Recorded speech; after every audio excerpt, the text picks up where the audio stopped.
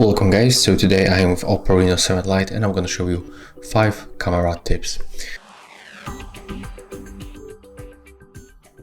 So the first, I'm going to show you how to get more details on your photos. So let me just take photo with the normal mode and I'm going to make comparison with this high resolution mode.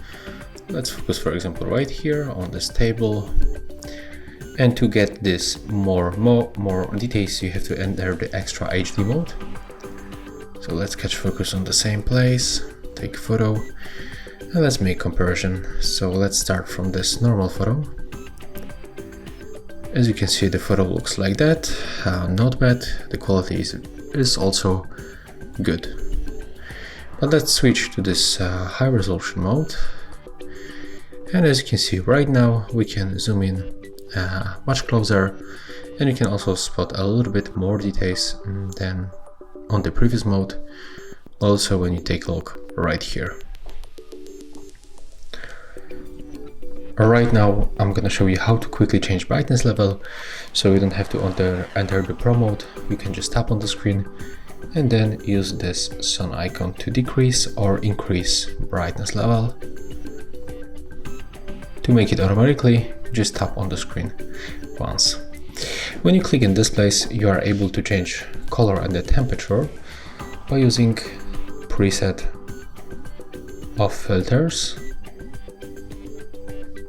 So as you can see, there's a couple of the different filters. If you want to take photo with this one, just select, click on the shutter, and there it is. To turn it off, just pick the first one, the original filter. Right now we can simply open this mode, and as you can see, we can add timer to our photos, to our shutter.